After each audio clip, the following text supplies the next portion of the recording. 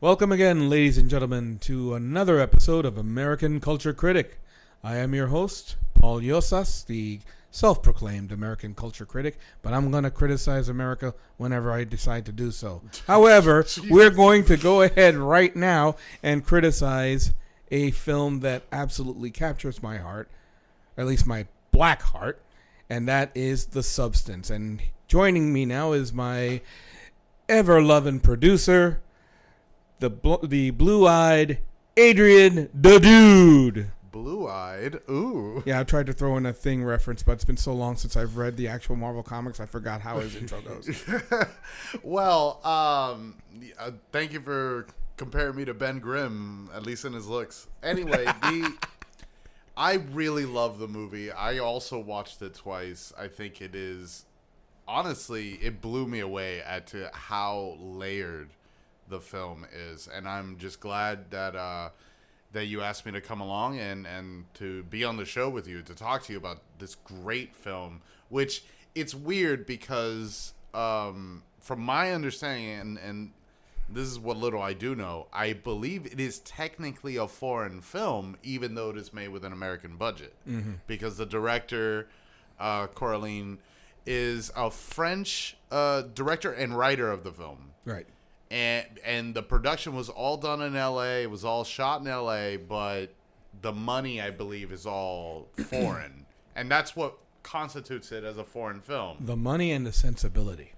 Oh, okay. Okay, I see. Yeah, no, for sure.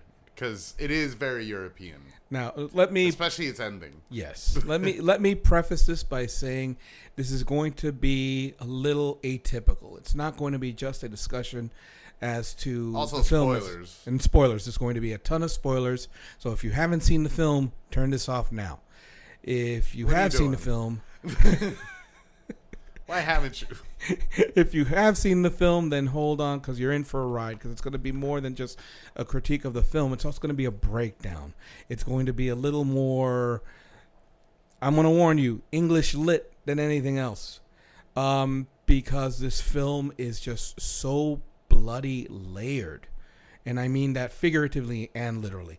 But it is so layered that it really does merit multiple viewings. The first time I saw it, I came away at the end with, what the fuck did I just watch? But in the second viewing, in preparation for this podcast, it was just one of those things where I was taking notes after notes after notes. And this film is, think of it as Stanley Kubrick, Quentin Tarantino, and our boy Lynch. And our boy David Lynch just decided. Which, by the way, rest in peace. Man. Yes, definitely. Rest in peace and in power. Because we will not see that like again. I don't know if you want to do a David Lynch episode. I mean, it's your show. Just to let you know, Eagle and Wolf, me and George, we did a Lynch show because we had to do a show for Eagle and Wolf, and we were like, fuck, man. But yeah, I totally see where you're coming with the Lynch. Like, a lot of the shots are super iconic. Like, I got a lot of Lost Highway. There was some Mulholland in there. There was Kubrick. There was some Shining in there, too. Yeah, so much Shining. And I would like to throw out the actual prop of The Substance. Didn't it look like a certain other green in syringe? Little H.P. Lovecraft reanimator, maybe? A little bit of that. I mean, at least the syringe looked like it, you know. But it's...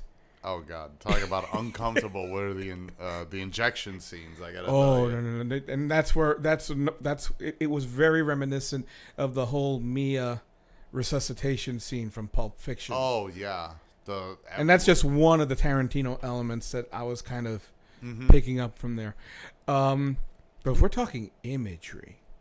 Yeah, we're gonna have to go back into the first scene, but before we do that, we do that, let's give everybody a primer of what The Substance entails. The Substance follows an actress / fitness mogul by the name of Elizabeth Sparkle, and Miss Sparkle is a mature actress who is being told that her run is over. And in desperation, in order to try to maintain ostensibly her career, she is led to the substance. It's not named anything other than the substance.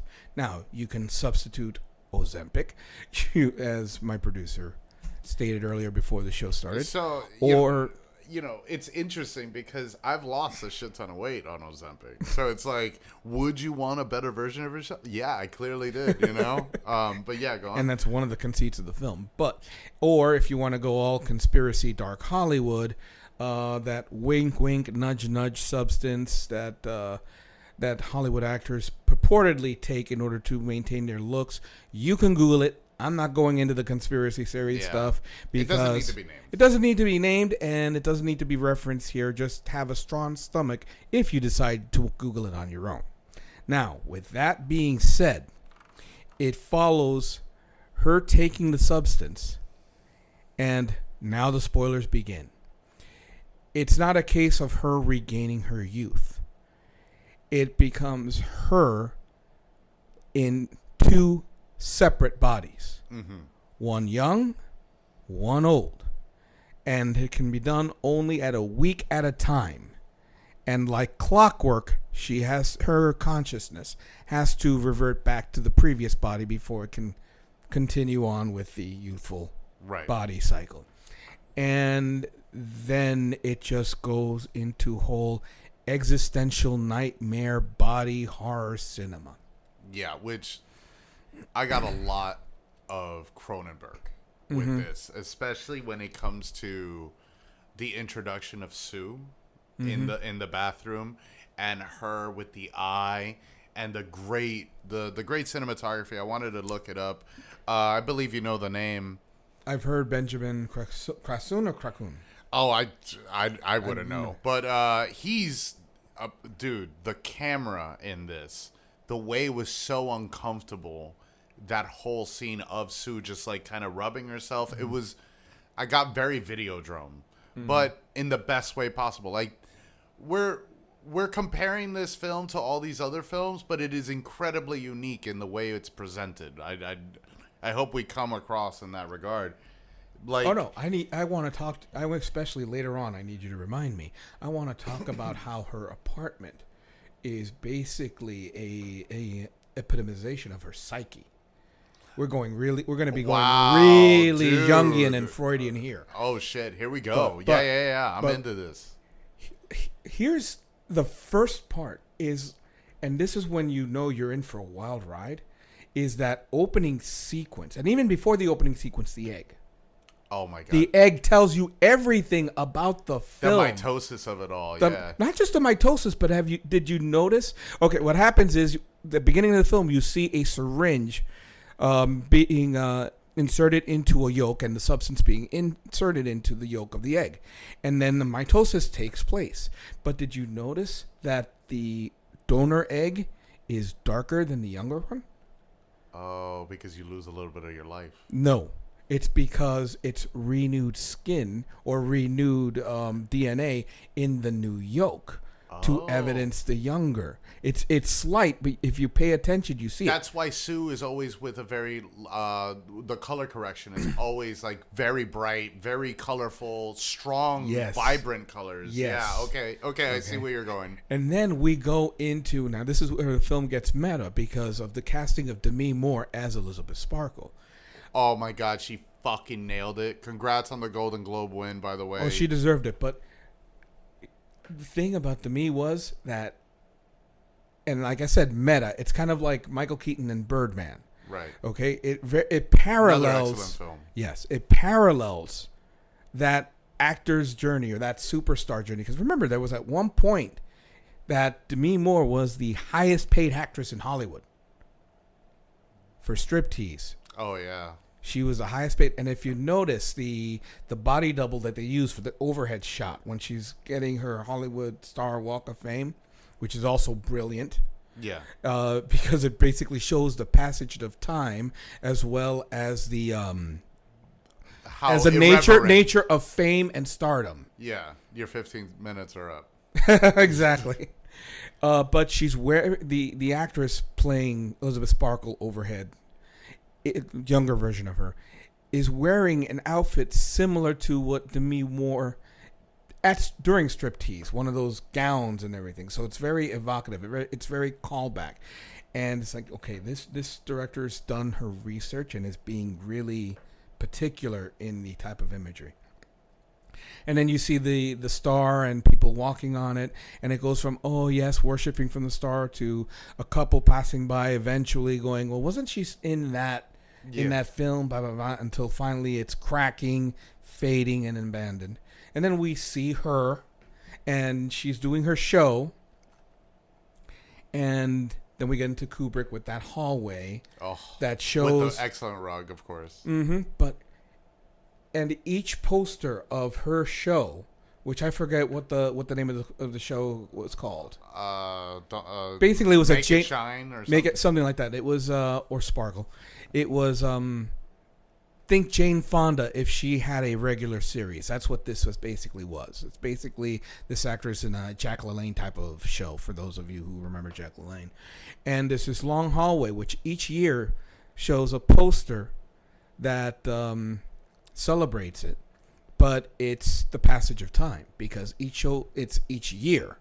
And it's a very long hallway, which gives the impression of how many years it shows on the air. And eventually, Dennis Quaid, as the producer, shows up. And unbeknownst to him, Elizabeth is eavesdropping on this conversation. He's saying, hell no, we don't want this old warhorse fronting our network anymore. We need someone younger. We need someone fresh, new, now, immediate. And he announces his intention of canceling the show. Now, let me say this about Dennis Quaid. Dennis Quaid was not supposed to have that role. It was Ray Liotta, right? Bingo. I heard about that. Liotta had actually... And if you think of Goodfellas, and if you, especially that one laughing scene, which has become a meme, seen throughout the world, he would have been perfect for it.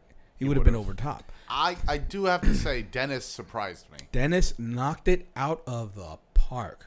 And you could tell he was having a ball playing this role. And what's interesting is, and it works, and it's one of the evidences of irony and the hints of the misogyny that's prevalent in the industry, is the fact that one point he tells her to her face, you're kind of getting on in years. You're too old for this. Right. Whereas he's 67, she's 62 in real life. Yeah. So the irony there is beautiful. It's just really, with the way sexism is caked into the story. Bingo! It's baked into it. Did you wait before that? Did you notice that the majority of the male characters do not have names? Oh, that's great. I didn't even notice that. That's great. Yeah, it's subtle. It's I believe it's the director's critique.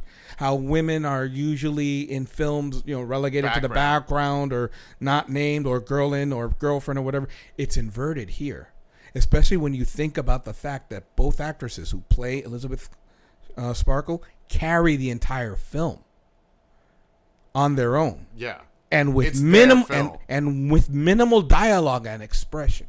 Yeah, it is mostly monologues, if that. But then we're going to get back into, like I said, there's a lot to unpack here. You were about to ask me. So this is kind of an odd question. Go for it. But when do you ask this? Is Substance this year's Barbie? I mean, 2024's Barbie? How to say this without pissing people off? Because they kind of touch on similar themes. But one is certainly to 11. Oh, I'll say this, okay? It's this year's Barbie in the sense that it really does bring out the whole themes of misogyny and female agency. Right. But, in my opinion, it excels. And here we go into the whole Lynchian thing, because it manages to be comedically, satirically over the top. Yeah. While at the same time, existentially horrific. Oh yeah. And I'm not just talking about the body horror. No, one of my favorite scenes that's pretty muted, nobody really talks about. Mm-hmm. Obviously, I referenced the very Lynch kind of character, Fred. Right. That's the only male character that he gets a name, and the only reason he gets a name is because he gave the number. Yes. But Fred, he's so Lynch, right? He's such a flamboyant Twin Peaks-esque character, but what does Elizabeth do? She gets out, she gets dressed, and she goes out to the bar. What does she see at the end of the bar? This older man hitting on a young girl. Mm-hmm. Nobody's paying attention to her. We see with great composition, the bar is just filled with just martini glasses, and her just popping all these olives. There was this book I read in college. I forget the name of the author, but it was called On Aging. And it was a dissertation on the nature of aging in society and how the older one gets, the more one becomes socially isolated, not by choice. But society isolates you. But society isolates you. And that scene did that, yeah. Take, for example, and again, we're going to go Jungian here. Take, for example, when we first see Elizabeth in her apartment. What's she doing? When we first see her in her apartment? She's staring out her gigantic... a painting of herself. No, not the painting. The window. Oh, the billboard. Yes. Well, she's not looking at the billboard because the focus is not on the billboard on that. And here's where I'm like, wow, this is brilliant. We get a back angle where we see her staring out at the world. This is a huge apartment, and it's just got this giant, beyond portrait size plate glass window. There's a term for it. I don't remember it right now. I'm blanking. Sorry. But basically, you see all of Los Angeles. Yeah, the hills and everything, yeah. But when you see her stance as she's looking out, you are especially drawn, because of the angle, to the fact that there's glass. So you have this sense of isolation, that there's the world before her, but she can't be a part of it anymore because she's, quote unquote, too old. Society has deemed her such, or the industry has deemed her such, so she can only look as an outsider. Or she's placed again under a glass ceiling. That too. Except it's not a ceiling, it's a window. Yeah, but, you know. But when we see her as Sue, right, the angle's different. So you don't see the glass. You just see the panorama. Which means the world is now open to her. At least visually, that's the cue. The world is her oyster. Because she's young and she's beautiful. It's out there for her taking. And the sun is shining bright. Everything's great. And she enjoys that, Yeah. She revels that's really in it.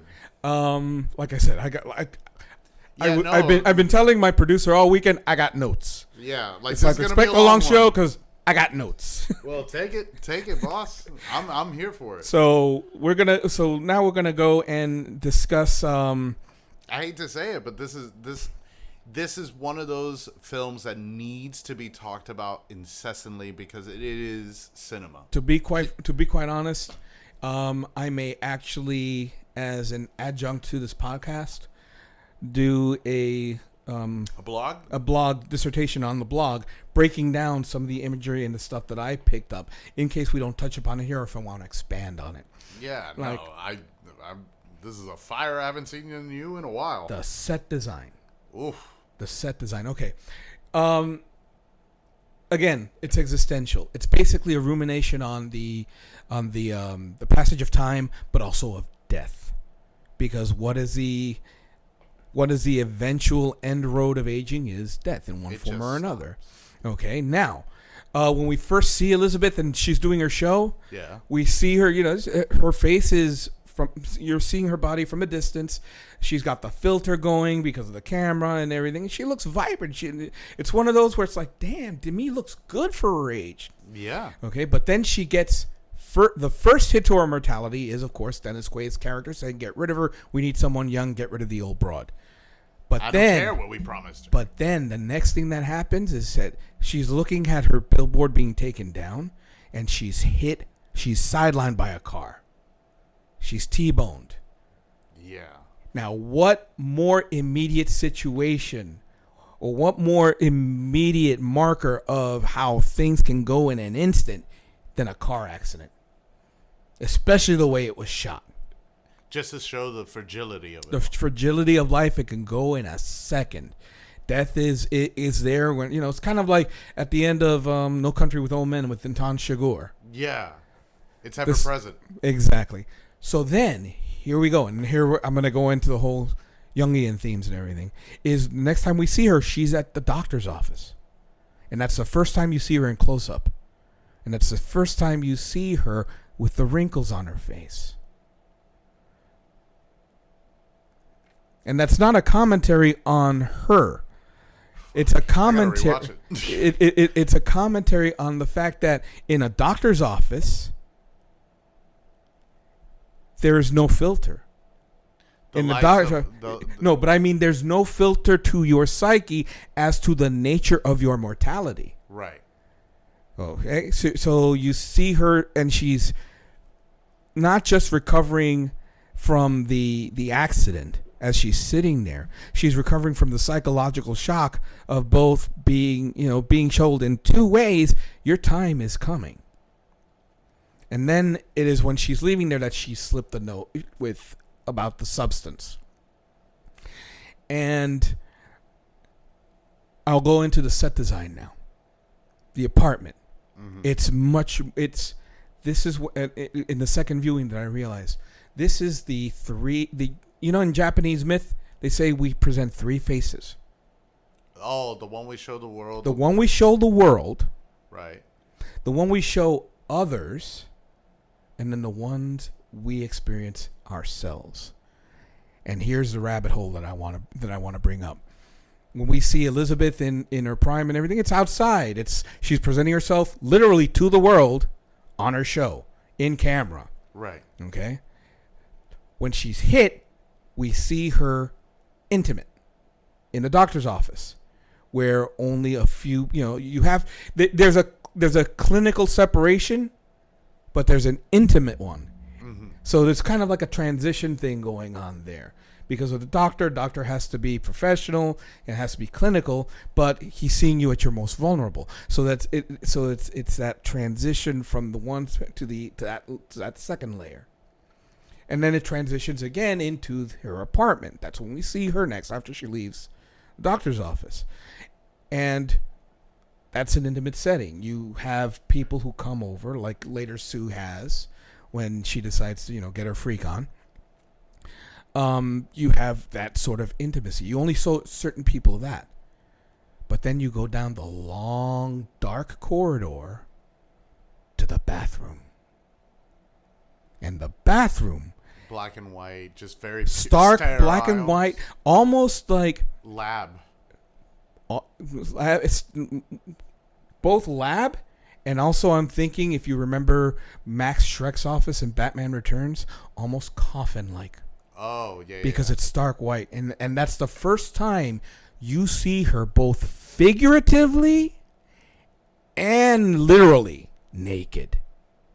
That's the only time that you see her completely vulnerable. And her scenes in the bathroom, Demi Moore's, I'm talking about, merited any sort of award nomination that you get. Because without a word, and everything that happens between her and Sue primarily take place in there. Why? Because that's also, the bathroom, in my opinion, is also her subconscious mind. Whoa. Think about it. Is that hallway representative of her spine? Yes, it could be. Then oh my God, then the bathroom.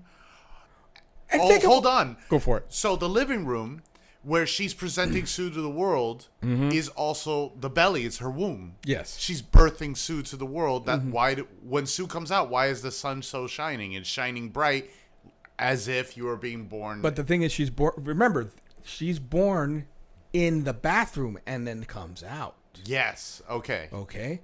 Everything happened. The emergence of the Sue psyche, and yes, there's a reason I say Sue psyche. She comes out at that point and then goes into the living room. to see it and everything, but everything of major import happens in that bathroom. Yeah. The birth, and then here's the other thing, because eventually what'll happen in the film is that it's again, this is one of those things where there's so much to talk about, and my brain is kind of like stymieing itself because it wants to say this, but then it comes up with this point. No, it's not. So, please forgive my enthusiasm, but there's just so much to go. Of course. Here. This is how much I love this film, and it's not even a Cape film. So anyway. That's how you know it's good. So, I kid. I know. If we take that whole thing with her, with it being her subconscious, that's where she self-assesses her body. Mm-hmm. Where she looks at it and finds it to her mind lacking, and again to her mind lacking, and then she decides to go ahead and call the narrator. And I really want to get into that narrator later. Not the narrator, but the person on the other end, the delivery voice that tells her what she needs to do. And here's the other subtle touch that I loved about it. When he asks for her address, she gives 35 Byron Street. Okay. It's very significant. It's a literary Easter egg. Really? Byron. Lord I Byron? believe, yes. Lord George Gordon Byron. Yes. Yes. Man who was obsessed with aging and death, because at the time he was writing during the Romanticism period, middle age was 35. That's middle age. Yes, that was middle age back then. Right. And then he died the following year. So he was obsessed with youth and such. And as a matter of fact, the series Highlander, in its 6th season, postulated what would happen if Lord Byron was an immortal. Okay. And their argument was he would still be obsessed with death, except he'd be taking mortals to their ultimate experience and having them killed by proxy. Oh, shit. Being the ultimate thrill seeker. Of course. You think Tom Cruise, no filter and no consideration for this. In other words, think Tom Cruise. Guardians. Yeah, I'm probably going to get sued for that one, but that's okay. You didn't bring up Scientology. We're fine. You did. If I'm going down, you're going down with me. No. But yes, Lord Byron. So that's the time. But also, take a look at the numbers. 35. And what's her box number? Do you remember? No. Where when she gets the stuff? 503. Is that no, that's not. Both numbers add to the number 8. Okay. Turn the number 8 to its side, and what do you have? Infinity. The symbol of infinity, or the symbol of the quest for infinite youth. Exactly. It's just like I said, it's a rabbit hole. I may be wrong. I may be reading more into it, but the fact that those numbers are specific, 3 and 5, 5 and 3, and also the distance of time. 35 is a young number. 503 is an old number, or rather a big number. A big number. She's assigned 503, and she's probably had that apartment for years, so she got it when she was younger, probably when she was 35. Damn. And that's just that. Okay, so then she gets the stuff, and she takes it after a great deal of reservation until finally she gets pissed off enough. I'm not going to be tossed aside. I'm going to get my agency back. And she takes the stuff, and it's not a sequence for the week, because it made really me very uncomfortable. Well, yeah, because it's not a case of just mitosis. Literally, Sue, played by the exquisite Margaret Qualley. Oh yeah, nailed it. She nailed it. She comes out from her back. So basically, she rips open the older Sparkle's body from the back and emerges, and then she has to sew it back up. She has to sew it back up and then take all the measures necessary, which are very involved, for her to be able to go ahead and exist in that form. And here's one of the subtleties is that in the beginning, you get that impression that it's the same consciousness. Okay? Yeah. So one consciousness sharing two bodies, but how can that be when if both bodies are grown, that means an extra brain is grown. Exactly. An extra consciousness. An extra consciousness. Such. And eventually the two halves start warring. And it becomes very War of the Roses. Yeah. And here's the main thing, which is what the voice keeps reminding her, is that there is no separation. You're both the same person, except you're not the same person. And what I'm saying about that is, I want you, the listener, to sit back for a moment, and and this will apply the older you are. Is, can you think back to your much younger self, single digits, teenager, and think of yourself as the same person? No. Do you even refer? Can you even refer to yourself as the same person? No. Wow, I didn't even think of it that way, but yeah. Muhammad Ali famously said, "If you're the same person at 50 that you were at 20, you haven't learned a damn thing." Yeah. Okay, so you're two different. In a sense, you are one. You are the same person, but the older person has more life experience and different connections than the younger person. So in essence, you may be one, but you're still two distinct people or two distinct personalities. Wow. So we get there is no other you. There's no other you, except your perception that there's another you. And again, the faces that we show this, the face we show that, and the face that we may not want to address. And this is where really that whole thing as the bathroom being the brain center with the wall. Basically what happens is eventually because one body is awake. One body's awake and the other's asleep or inert or in a coma. And it's interesting that when Sue comes out, and on a side note, I have to wonder if the director ever worked with Elizabeth Shue, because Elizabeth and Sue.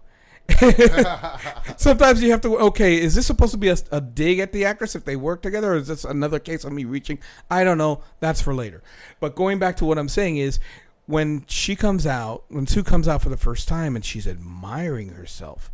I mean, really admiring herself, and it's done in a very aesthetic, non-sexual manner. She's just marveling at the rejuvenation that she's experiencing, and she looks down at the body. She leaves the body exactly where it is. She makes no move to tend to it, to make it comfortable. Whatever. No, it's flotsam that just lies there. Right. And then she goes, and you might excuse that for the euphoria of being young again. Okay? And then all of a sudden she gets this deal with the same producer, and she gets her own show, and she's just the talk of the town, the toast. And she makes arrangements so that every week she has to take care of her sick, ailing mother, quote unquote. And we're talking Freud here too. Yeah, very. And the producer says, "Hey, no. I want you however I can have you because you're so fucking gorgeous. Yeah. So whatever you need, you could take care of your own fucking family. I don't give a shit." Yeah. I'm paraphrasing. That's pretty much the dialogue right there. And then she has to go ahead and take the serum again and revert back to her old body. And something interesting happens. Is that she becomes jealous of her younger self.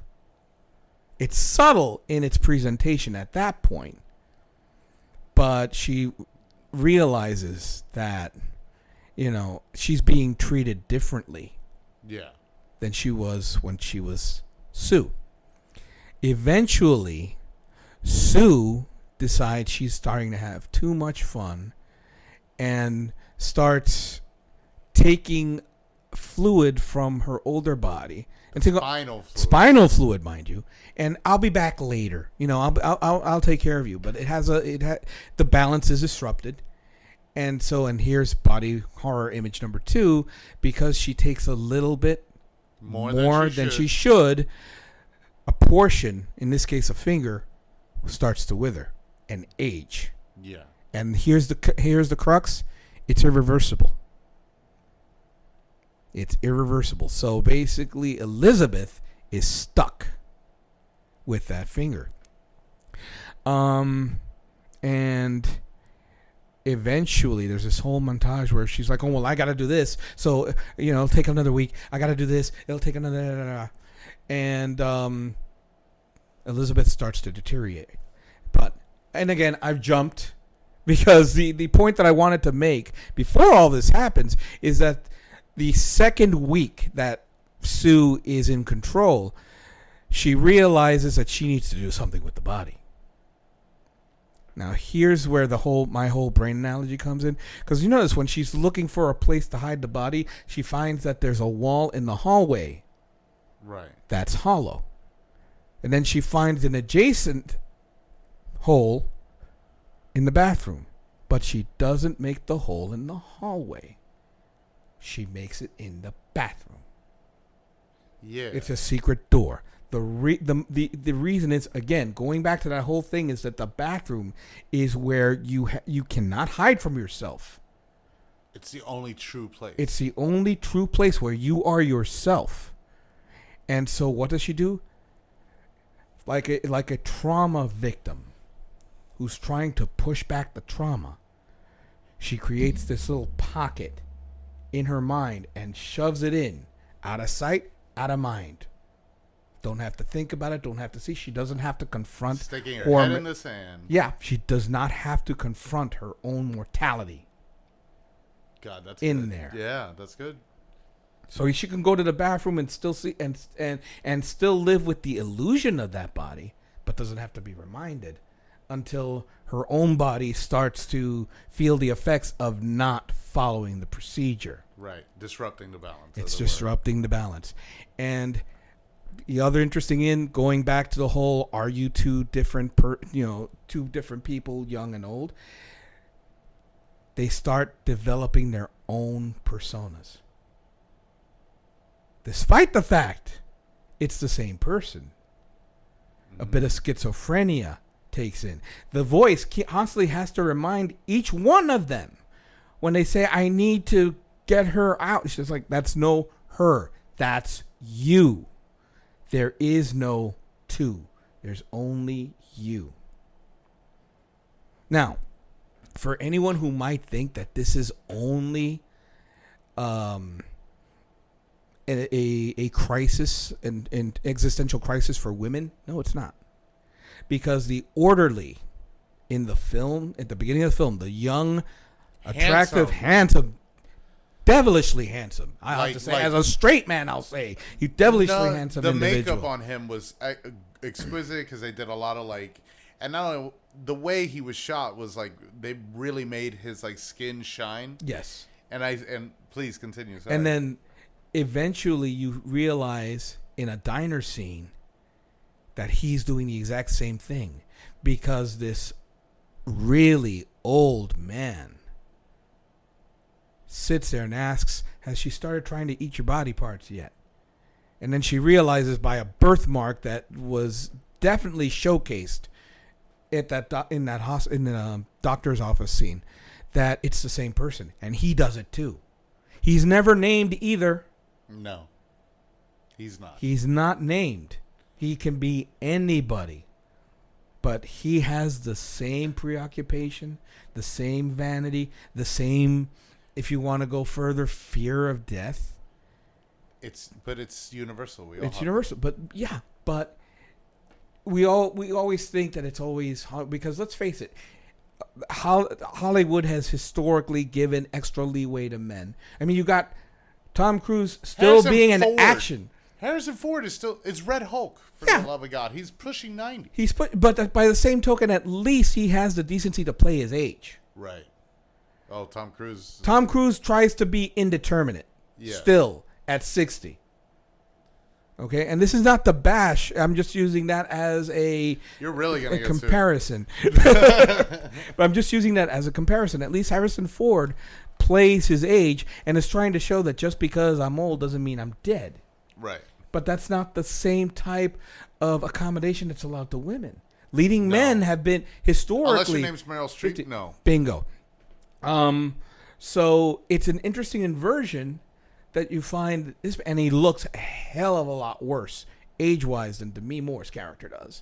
Number one, and he's not named; he's incidental. But by the same token, she sees that there, but for the grace of God, I'm going I, because he's kind of unhinged himself, and you can tell by his expression and the way he emotes what's going on with him. And, he's trying to warn her. This is, which is kind of ironic. And again, it all plays to that whole. And this is me spitballing now because this just came to me now. This is not in my notes. The young man wanted to give her the opportunity to be young again. You're a great candidate. But the old man, the old version, the one with the wisdom and the experience, is telling her, this isn't all cracked up to be. He's warning. He's warning her. Because it's the fact that she's young and re-experiencing as Sue just brings everything that she was ignoring as she got older to life. There is no way to escape the fact that she is being marginalized for no crime other than getting older. Not only that, that crime of getting older, quote unquote, but also her being a woman, giving her a cookbook. Oh gosh, and a French cookbook. It's just something for you to keep busy. Keep exactly. Stay in the kitchen where you belong. It's just wow, and the imagery too. Like for example, one image that may seem throwaway, but really, first of all, there's a scene that takes place early in the restaurant before she takes the substance, where she's meeting with the producer, and the producer is basically, that's the meeting where he says, "Yeah, we're gonna fire you," but he doesn't really get to that point because he's too busy stuffing his face with crawfish, and it brings to mind to me, going into Cape shit for a minute, it brings to mind the flashback scenes of Brian Boland and Alan Moore's The Killing Joke. Where the two crooks are trying to convince the Joker, before he becomes the Joker, to do this job at Acme Chemicals, and they're stuffing their face disgustingly with crawfish. It's just very tongue in cheek, and that brings that to my mind. But the other thing is that there's this fly that goes onto the back of his neck. He doesn't even notice that the fly's there. And the fly is basically drinking his blood from the back. It's sustaining itself. But then it goes into the bourbon that he has. Bourbon. What color is bourbon? Brown. But what's another way of saying brown? A gradation. Aged. Amber. Oh, amber. Now what happens if amber deposits and things like that. But a fly encased in amber. What happens to a fly or anything encased in amber? It's preserved. It's dead, or in suspended animation. But it's preserved. But it's preserved. So amber, in that case, could be construed as time. Frozen in time. Just like an actor or an actress. Their image is forever frozen in time. Either by still frame or by the film. But they'll be forever, I'm ready for my close-up, Mr. DeMille. Basically Norma Desmond Young forever. But in this case, when you go back to the glass, you see it's liquid, meaning that it is not frozen. Time is flowing, and it dies. It's drowned in time. God, that's good. Damn, man. Like I said, there's a freaking rabbit hole here. What more do you have on your notes? Oh, we have to make sure. Yeah, like I said, whenever I don't get here. Well, how long do you want this episode? We're already 45 minutes. I'd like to try and do like maybe an hour hour and a half, if that's all right, and then I'll sure. break it down later on for anybody who's interested in reading more of these. As I said, basically she's become her own yin and yang, and the beauty about this performance is on both actresses, is the fact that so much is said with so little. It's the expressions. It's how they emote. Like, for example, that date that you were talking about. Notice she never goes to the date. No, and she keeps dressing and changing. Here's where the whole body dysmorphia and God, what's the word I'm looking for? Self-loathing, and its obsession with age is the fact that this is after her second go around as Sue. She accepts an invitation from a guy she went to. Was it high school or college? Yeah, high school. Okay. Either way, it was someone that she would never have looked at that time. And think of Matt Frewer, only nerdier. Yeah. Okay, older and nerdier. That's what this guy is. And when he reminds first me of Andy from Peaks. Bingo. Yes, it does actually. Now that I think about it, from the hair and the expression, except a lot more going on upstairs. Regardless, someone that she would have overlooked in her prime, and he awkwardly gives her number, and she's like, "Yeah, okay, sure." But not only that, but can we remark on the number being dropped in the mud and yes, her keeping it, and her still keeping it because it was the last nice thing that she got. Exactly. That's but, it's so layered. Sorry, continue. Yeah, but after her second go around, when she realizes she's kind of losing her agency to the younger version, she's like, "No, fuck, I'm gonna do something for me, as Elizabeth, as me now." So she calls the guy and accepts a dinner date. Then she goes and gets ready in the bathroom. Not in the closet. Not in the closet. She goes into the bathroom. She leaves the hallway, but then she has to go back and try to fix herself some more because she realized, okay, this may be, what I'm wearing may be too racy for an older woman, so let me cover myself up. And then she does have the busted finger, so she has to wear gloves. So she has to wear gloves. That's right. She has to wear gloves in order to hide that new deformity that Sue caused. Yeah. And then she goes out and she can't get to the door because now that my makeup isn't right. So she does this whole thing where she goes all Joker with her makeup and then starts wild at heart, exactly. Yeah. And then rips out her hair and eventually she's stuck in the bathroom. She's stuck in her psychosis. She's of aging. She's stuck inept by it. She's inept. She's rendered not inept. Inept's not the word. She's stymied. Immobile. She's immobile. She's basically short-circuited herself to such self-loathing that she can't. Someone who she would have considered beneath her. Yeah. Which makes me want to go back to something else about how brilliant this film is, and the playing of expectations. When you first started watching the film, I'm asking you specifically. Yeah. And you saw Elizabeth go through her day and the journey and the whole thing. You had a lot of sympathy for her, didn't you? Yeah. I felt really sad for her considering how ignored she was and everything that just happened to her. She lost her job. She lost her identity. Right. Now, when Sue comes out, Sue's kind of reflective of her, and you expect that it's her. But as Sue progresses, how do you find her character? Sue's character, I don't find sympathetic. Almost bitchy, right? Yeah.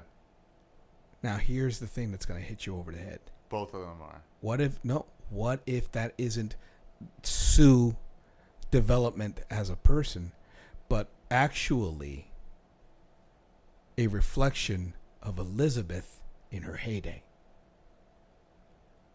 Oh, fuck. Like Sean Penn, back in his younger days, was a very bastard of a human being. He was very rude, beat people. And now he's kind of like this mellowed out, yoga, whatever statement. the fuck. Wow. I didn't think about that. Because age really does and now humble you. Yeah, exactly. Bingo. Age, if you're paying attention, age humbles you.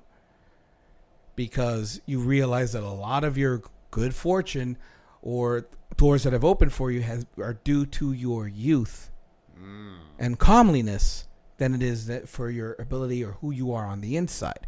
All our advertising is on the majority of medical procedures and medical supplements and such. And I'm guilty of this too, because I'm in my mid to late 50s at this point, and I work out like a motherfucker. I make no bones about the fact, but that's because in part I've seen what not taking care of yourself will do to you in a physiological sense as you get older.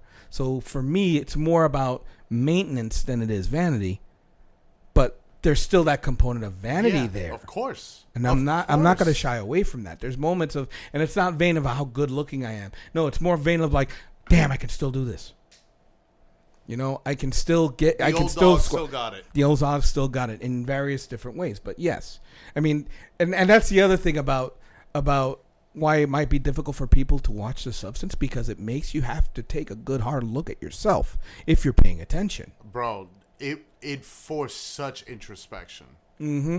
And I adore the film for that. I was sorry to go ahead. But go ahead. Not only that I brought up the Ozempic thing, but I'm 20 years younger, right? Yes, I'm 35. Yes. And this hit me because I'm not 20 anymore. And I'm here thinking already I'm closer to 40 than I am to 20. Mm-hmm. And I'm seeing Elizabeth, and I'm seeing maybe those doors that I had open when I was Sue are now no longer to me. Mm-hmm. And as a man with arthritis and all these body parts, dude, it hits you when you can't. Oh shit, I need a week off because I tore my knee running. Yeah, but now it's she's seeing a reflection of who she was, and she doesn't like it. Yeah, the mirror again is just shown to her. Yeah, but it's not like I need to repent my ways or anything like that. She's like, no, motherfucker, you're not gonna take this from me. And it just spirals where Sue just doesn't want to deal with it. The Sue part of the psyche, which is could be emblematic of anybody who's that young and think they have forever. They don't want to be faced with their future staring at them in the face. Right. Okay, so it's like, oh well, I got the cover of Vogue, so I need to take some more and more. And she takes enough of her spinal fluid to turn her into this hunchback, misshapen, almost centenarian. And that's the breaking point for Elizabeth, where she finally calls the voice. Let me tell you something about the voice. The voice. Did you note that? Yeah, he's clinical and he's businesslike, but he's also very contemptuous. Right, because his inflections are contemptuous. Like, you got to follow the rules. But it's not customer service. It's like he has a contempt for his customers. Is it the devil? Thank you. What is one of the seven deadly sins? Exactly. What's one of the seven deadly sins? Vanity. Definitely my favorite sin. Bro, exactly. Bro, think about it. Not once is price discussed. There is no price. There is no price. There's no discussion of price. There is no, well, I need this from you for you to give me. There is no quote-unquote deal with the devil. It's just, you want this, here you go. But also, where does she pick it up? In a fucking slum. In a slum. And the door doesn't even open for her all the way. She has to crawl under She has to crawl as if going through the gates. Through the gates and the underworld. Oh, dude. Holy shit. How fucking deliciously meta. Yes. So she has to do all that, and the voice, you never see him. And it's not the guy that directed her to the substance. Right. But it's a contempt. It's a contempt. And where that contempt stems from, don't know. But, again, my point being is that the majority of our medical industry is not for curing cancer. It's not for curing these diseases. No, it's, let's get you the Botox, or let's get you the neck lift, or let's get you the red light Endless therapy, amounts which of I plastic which I surgery. definitely do recommend. By the way, I do have a red light unit. It helps with my inflammation. However, I mean, I know women that are in their 20s that are worried about wrinkles. already, or getting the fillers, Yeah. or the Brazilian butt lift, or Lord forfend the fix a flat. How many people have died? Tying to the film, how many people have died? And I'm getting ahead, foreshadowing, for the power to look young or to attain that youth. I mean, of course, many people have died for the fountain of youth. Mm-hmm. Exactly. So you've got to this point where she's mistaken, and she calls the voice and says, "I want to stop. I want to fucking stop." Now, mind you, Sue has not just having a hit television series, but now She's due that night she's for due. New Year's Eve. She's due. Significance. She's due to host the New Year's Eve. She's only been in the story, 6 months? Yeah. With her show and this?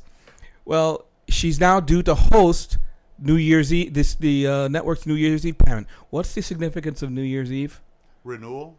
Out with the old, in with the new. Odd Lang Syne. It here's the thing again with this film. It hits you over the head like Lynch in Yeah. terms of its symbolism, but it's also subtle in what it's trying to convey in other ways. In the choice, the choice of holiday is not arbitrary. The set design of the apartment is not arbitrary. The hallway with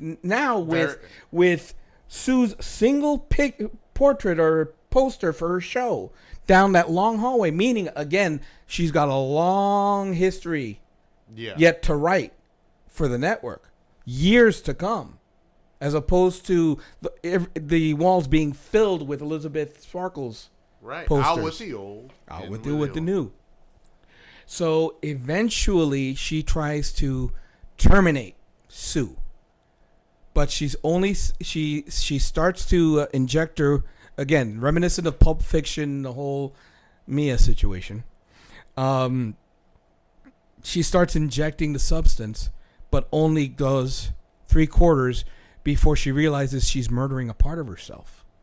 And any sort of change, every day we live, in a sense, we've died. Because the person you were 10 minutes ago is not the person you are now. Why? Right. Because you've accumulated 10 minutes more experience, and that experience may have infused your thought processes or how you do things. So in essence, each second passes, you're a new person. Okay? And she realizes by killing Sue, she's going to kill that part of herself. She's going to kill her youth. Because despite the fact that they're both they have two separate brains, they're still, in a sense, sharing a consciousness.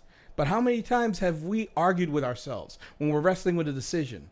Well, I want to do this, but no, I don't want to. Ego versus superego versus id. The id is what we want to do. Right. And the superego is the morality, the and then you've got the restraint, the ego control. that's the midpoint. There is no ego here. There is no ego, at least no separate ego or unifying ego. It's just id versus id, or id versus superego at this point. And Sue comes alive, which is mind-blowing. Because now you literally have that schizophrenic conflict of identity played out in real time. And Sue kills that body. She kills Elizabeth. She's like, I don't want to be. It's a visceral beating. It's a primal beating. It's something you would see in the jungle. Shades of 2001. Yes. Evolution and everything. She's like, no, I'm not going back to that. But here is the thing. Then she gets dolled up, and she goes to and this is where it really goes bonkers and bananas, and her body starts to break down. The first thing that really happens is of note, and I'm trying to find in my notes because this was really important, because it really goes into Jungian archetypes, is that she starts losing her teeth. Yeah. Have you ever had a dream where you've lost a tooth? Yeah. Or it's a very common theme. It's a very common dream. And according to Jung, in the collective of consciousness, one of the things about teeth, it's decay. But another one, loss of control. And Sue has lost control. And it's more than just, again, getting existential. It's more than just Sue losing control of the situation. It's that you cannot stop time. You can try to control it, You but can it's try to control it, undefeated. but it's undefeatable. She starts losing her teeth. And what happened? And stereotypically, what happens to old people? They have to get dentures. Why? Because they're losing their teeth due to neglect or lack of. But time, as they say, is futile. Resistance is futile. So that's when she's. And then her ear falls off. Yeah. Or rather, it comes out from another part. Your hearing. Your hearing. Bingo. So little by little, and then your vision. And then your vision. And then here's where she starts, because she runs back. Now, mind you, before she killed Elizabeth, she basically took all of Elizabeth's spinal fluid. There is no more. And the voice said, you have to regenerate. You got to give the body time to regenerate the fluid before you can continue the process again. You know what that brought to mind to me? Sick fuck that I am. What? Male refractory period. What's a male refractory period? It's the time for a man to recover his semen in between ejaculations. No shit. Which tends to increase as one ages, depending on their health. Oh. So basically, when you... Again, sorry for getting graphic. Stream of consciousness, deal, turn it off, whatever. But the more man comes, the less semen he has to ejaculate. Until finally he needs to rest. That's why we're all, as men, we're exhausted, because all our seminal fluid, all our vitamins, all our minerals, all of that stuff is contributed to GNA that's being transferred that may be going somewhere or going nowhere. Regardless, we need to recharge. Wow. We need to recharge. And so there's that... Even though it's happening in a female sense, because technically females as receivers don't have to do that. Right, but they also have their own periods and cycles. Exactly. But if you take the idea of seminal fluid being life force, right, Sue has robbed her older self of all her life force, which can also be, James Dean living fast and dying young. Let me throw everything out now. Brighter. Bingo.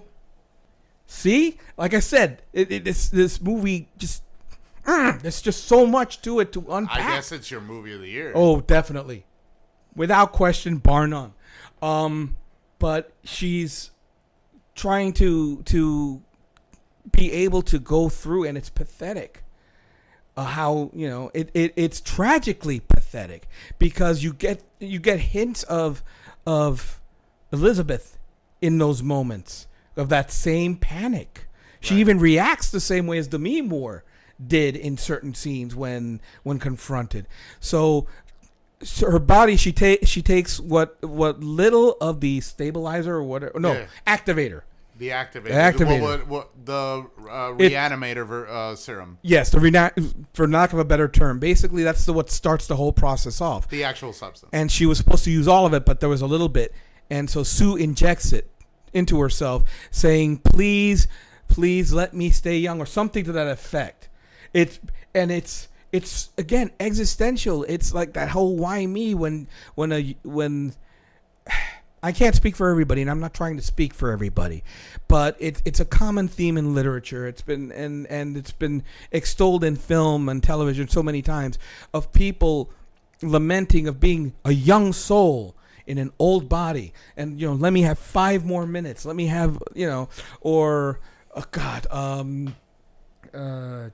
was the name of the antagonist in Godfather 2?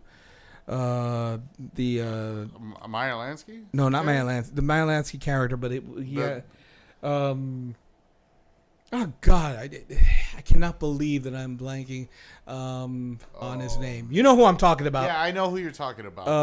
The guy, Hyman Roth. Hyman Roth, thank you very much. Okay, I have to turn in my film cred for this one, but yes, that's all right. Hyman Roth. What's one I'd give 20 I'd give 20 $4 million just to be able to piss. What I wouldn't give for another 20 years to see it with you. That sort of thing. And that existential anguish where she says, please let me stay young or let me be young or whatever the line was. And then she drops from the mirror and then she comes up as this misshapen thing. Elephant Man. Very Elephant Man. Very Lynchian. And stuck in the back is Demi Moore's head. Right. Or face, rather. So it's both identities trying to vie for control. And what does she do? She goes to the party like nothing happened. Sue is in control. She goes to the party like nothing happened, but with a cut-out mask. Right. Of not Sue, but Elizabeth Sparkle. Okay? Because it's one person. But think about how it ties to the poster. Because when she first sees the poster, well, not when she first sees the poster as Sue, but when she starts getting resentful that she has to trade with the older body. She puts away the painting and all. What's the first thing she does? Oh, puts away the body. She throws was Elizabeth the one who threw the bottle at the picture? I forget. That was Sue. That was Sue. Yeah. Sue throws the bottle that destroys the picture, and only the eye is shattered, and it spider webs out one of the eyes, which talks about skewed perception, skewed vision, not seeing clearly, blinded by youth, or blinded or willfully being blinding oneself so as not to see the progression of time. But she takes that poster and she doesn't throw it away, she hides it. And then later, it's another subtle thing, is as Elizabeth is getting ready for her date, there's a box. It's a second. It's a blink and you'll miss it, but it's the first evidence of Sue rejecting Elizabeth. It says, old chunk, Elizabeth. Yeah, I see that. It was a blink and you miss it, yeah. Yeah. It was all her clothes are strewn on the bar. Good job on the set design, whoever did that. Exactly. Prop, good job. But the implication is that Elizabeth was going through those boxes to try and find the appropriate attire to wear. Right. As opposed to being hung in a closet. It had already been packed up by Sue.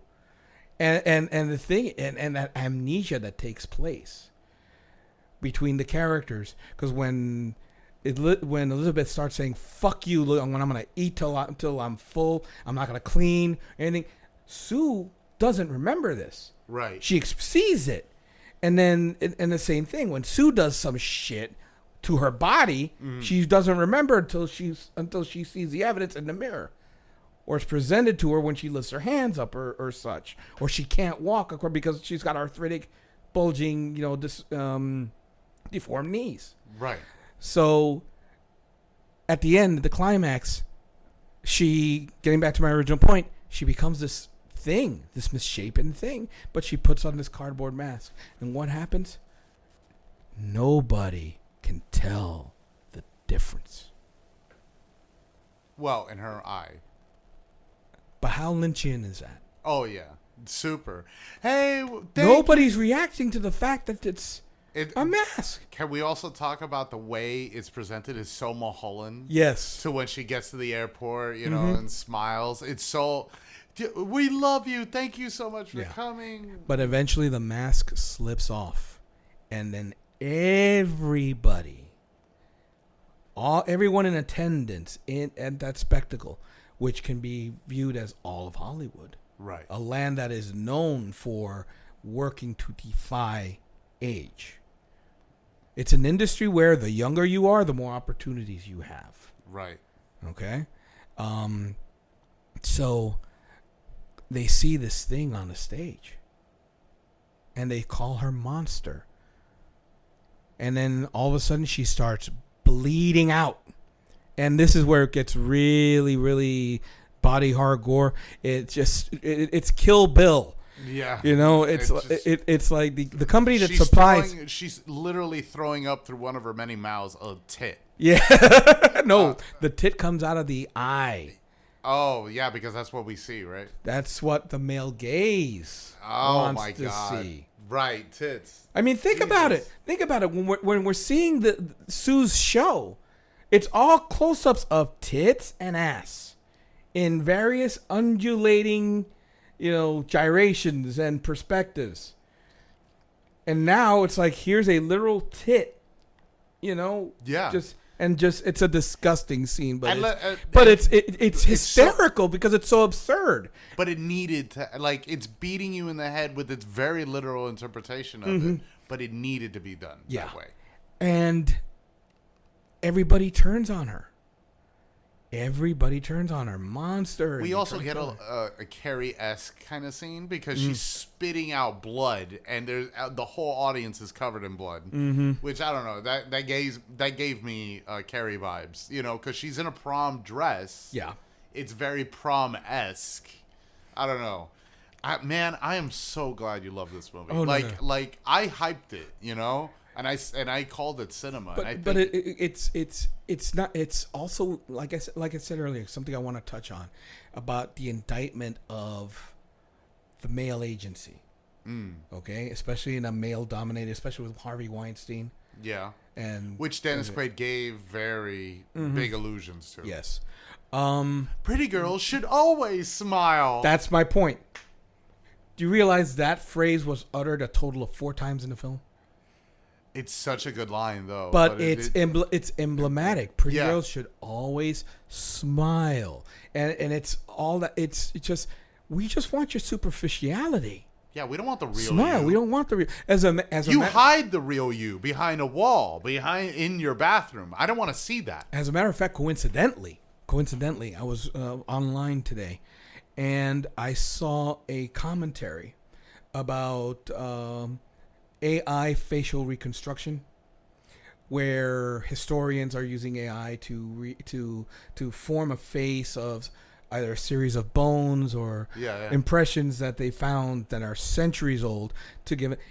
And the one common trait that they all seem to do is give it a smile. Now, the skull may not have been smiling, or the musculature, the indentation may not have been smiling. But when they do the presentation, it's always smiling. That's pretty nefarious. Very nefarious, but it speaks to that whole frustration that women feel when someone says, you know what, you really should smile more.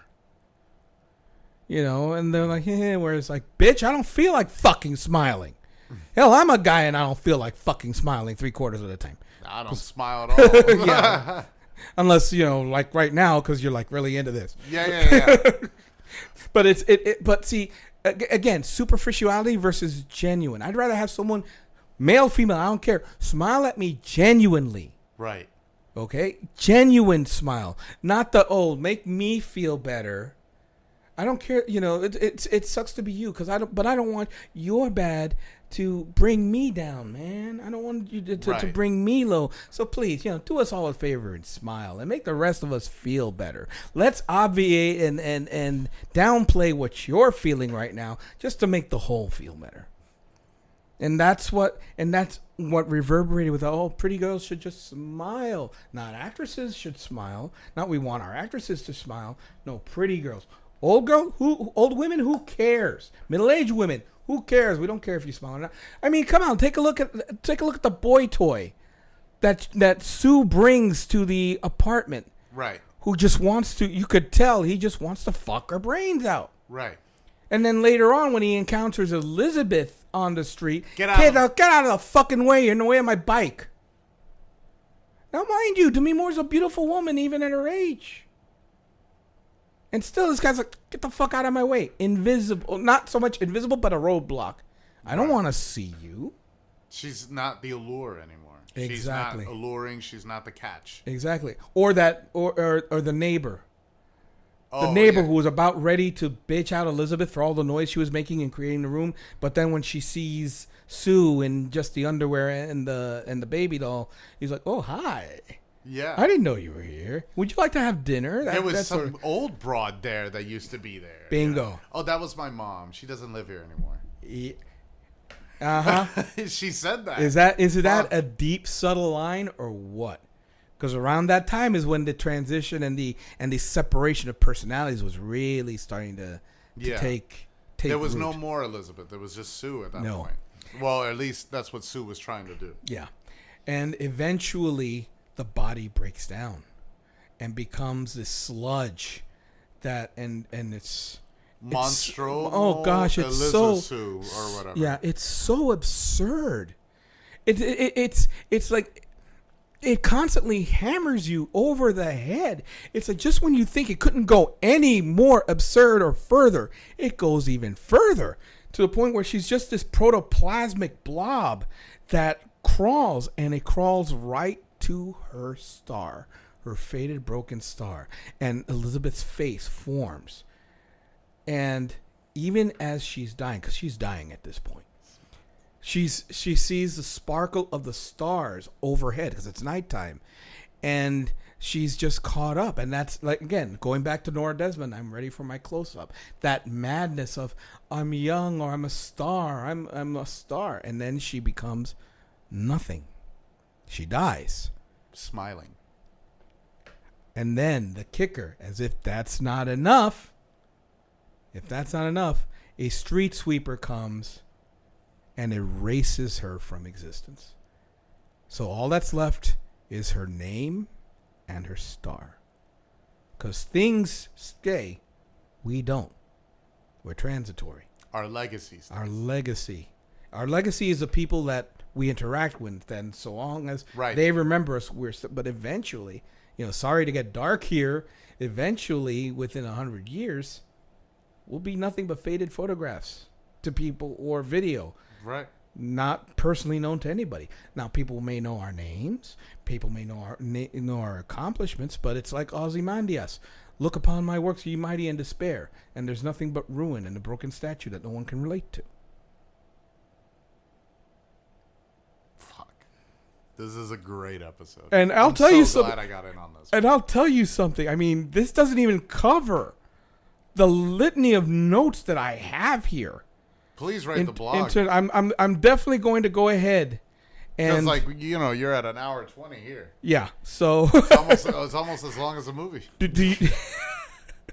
It packs so much in so little time. And again, the performances, minimalist. There's hardly any music score whatsoever. And there's more score in the fucking trailer than there is in the movie. Yes, but the music is used judiciously, but to effect. And it's to reflect the state, but mostly it's stillness. It's banal in some of the going-ons. It's everyday life, but it's horrific in the sense that you get that sense of isolation from Elizabeth. Juxtaposed against the whole acceptance party atmosphere. Because Sue's energy, when she's outside, is frenetic. It's energetic. It's always constantly moving. Going here, going there. Flashbulbs are going on. There's not one. It's all kinetic. It's not stationary. It's all kinetic energy, not potential. With Sue, opposite effect. It's quiet. It's everyday. Hell. Elizabeth even puts up a bunch of paper on the big window out to the world because she rejects it. Because she rejects it and doesn't want to see it, or doesn't want to be reminded of the fact that it no longer accepts her. It's both. Right. In my opinion, it's both, and it's her way of trying to to give Sue a taste of that medicine, to shut her out as well. Because Sue loses her shit when she sees that. Damn. She loses her shit not when she sees the rest of the apartment. She loses shit when she sees the window. Because it's blocking her billboard. Because it's blocking her billboard. Vanity. Mm-hmm. Definitely my favorite sin. So I think it's safe to say that, yes, I will be continuing this analysis or expanding upon I'm going to read it. In my blog. It'll probably be up next week because there's a lot to write. Here's one question I have for you. Are you going to buy this on Blu-ray? I don't know. Because I don't have a Blu-ray player. You don't? No, I don't. Oh. I catch it. I kind of caught it on streaming. I didn't mind paying for it twice. But it's bro. This film is, and both.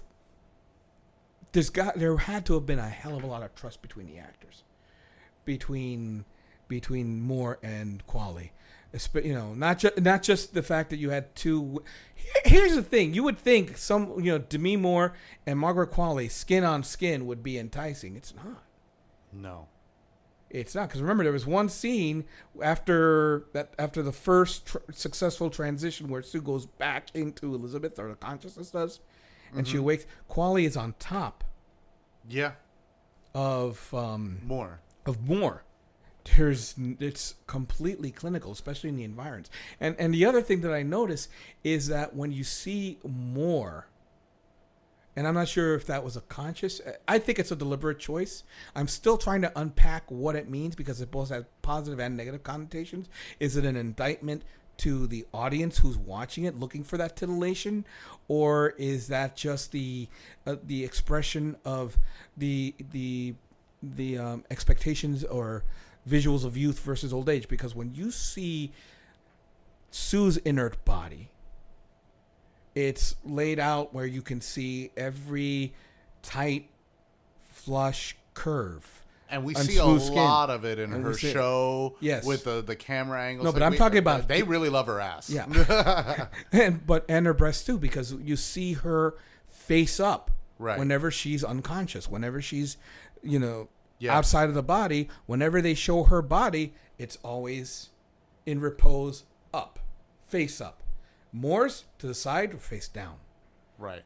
And head to the side in almost agony or existential anguish. And usually fetal. And to some way, or discarded or fetal, or a weird confluence combination of both. Right, because usually her legs are like kind of up, and it feels like very, especially when she's in there, it feels like a womb. Yeah, exactly. And but her with aged no body and is disposed, where the other one is almost in repose. Yeah, as though it was Sleeping Beauty, or Snow White. And not only that, but Elizabeth puts like a pillow, like not a pillow, but a towel underneath Sue's head when they first do the transition. Which is very not matronly, excuse me. Not matron in old sense, or the word. But thank you, that's what I was looking for. It was more of a maternal gesture. Because let's face it, she literally birthed her. Right. Or she let out that aspect of her psyche that she missed and nurtures. Because let's face it, when you think back to when you go into that nostalgia kick and wish you were that person again, you wanted to. Because what's the thing you want to do? Where's that term, that axiom? Youth is wasted on the young. Yeah. What's the meaning behind that? You don't know what you got. You don't know how to use it. You do not appreciate until you've lost it, because you've gained so much experience. And what is the one wish that people would do if they could time travel? Go back and fix what they've perceived to be mistakes. Right. To take care of themselves.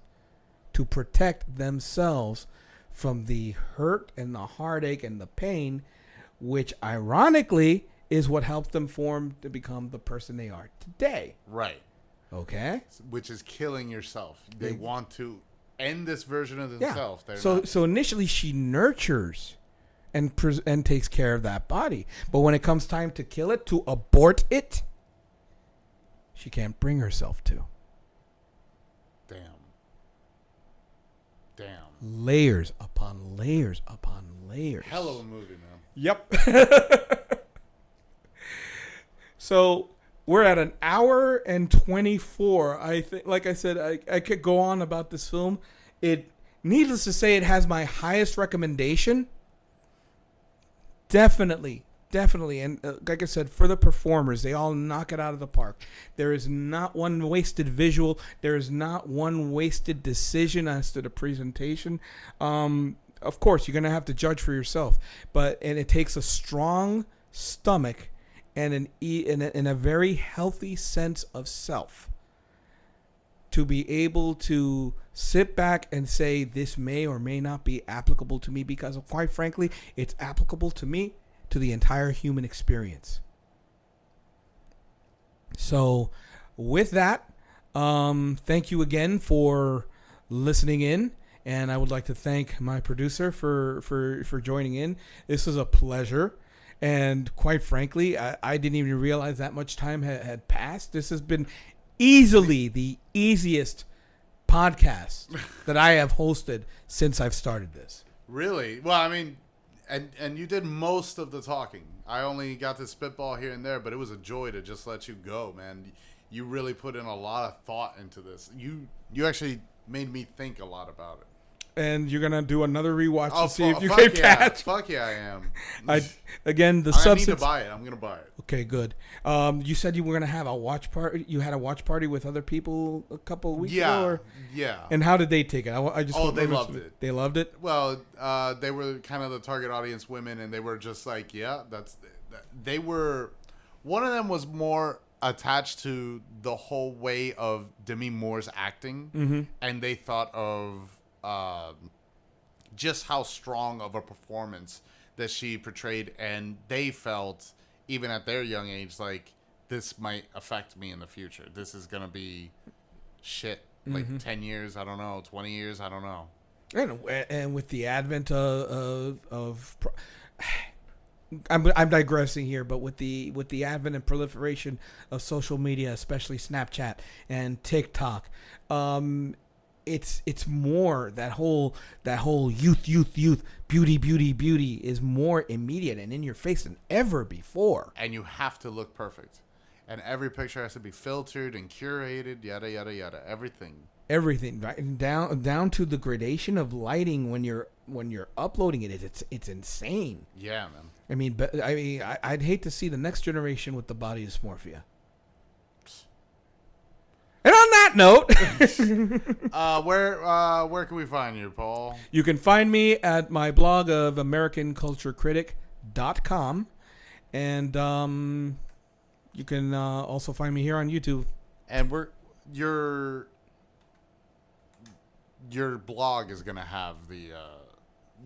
How long do you think it'll take for you to write it? You think it'll come out in March? No, it'll probably come out earlier than that because again, I've got my notes here.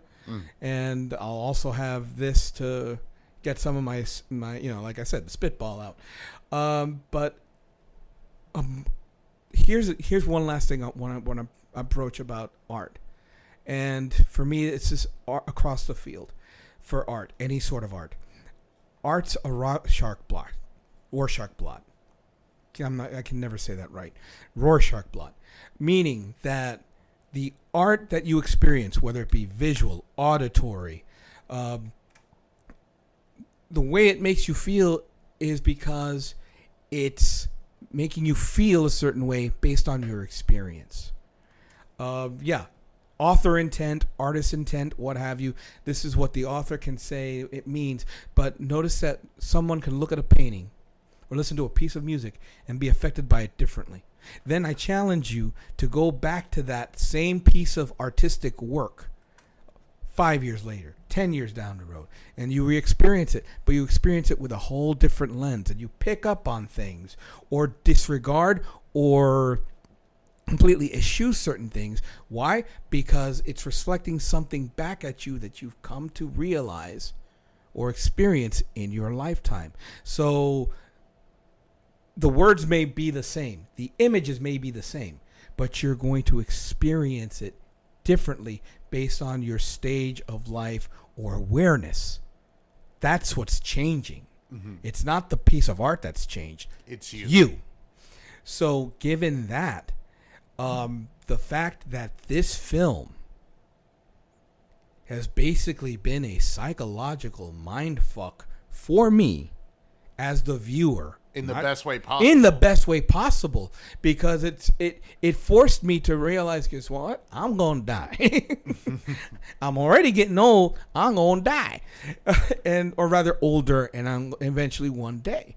And it takes a certain amount of strength to be able to see it unflinchingly unfold the way this character does in this film.